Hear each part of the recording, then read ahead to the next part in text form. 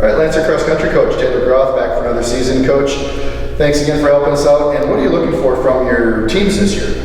Well, last year we had just a successful year with a lot of fun, really exciting, both boys and girls individually, teams.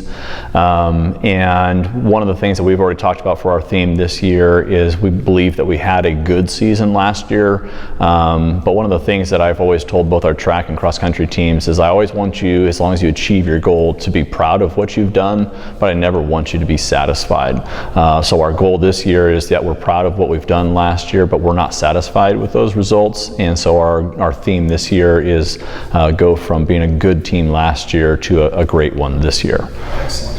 Who are some of those kids who are going to be key performers on both teams?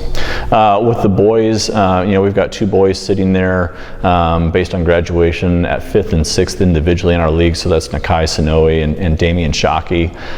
They ran in the low 17s last year, and both of those guys with some work this season could really challenge for the top spots in our league and have an opportunity to at least qualify for state as individuals. We've added Jared McClure this year, who's a sprinter from track for us and turning that track speed into distance speed. So the boys, they have a lot of potential and they've just got to put it together. And then for the ladies, we lose Megan and Ashley at Roscoe, and we're so proud of them moving on to Southern Oregon, but we have so many young girls. Nika McCall, obviously placing 18th at state last year.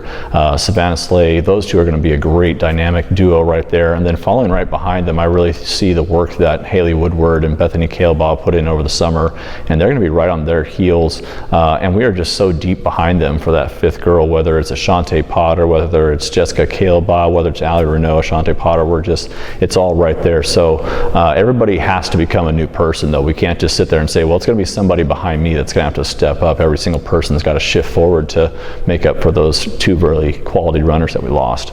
And you guys you work really hard to peak at the end of the season, Coach. Can you just share some insight on that? Some of the things that you do to have the Lancers at their best by the time we get to the district meet in a couple months? Yeah, it's a tough balance because you don't ever want your athletes to be discouraged by a result in the middle of the season.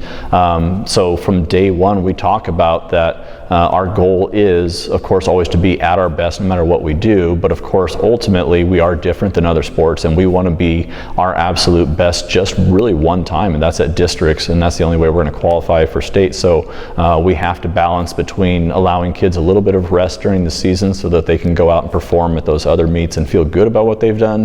But at the same time, we constantly discuss that we are training through a lot of those meets so that we're at the right place at the right time for the district meet. And I think that our kids are mature enough and smart enough to figure that out because we talk about it constantly. Excellent.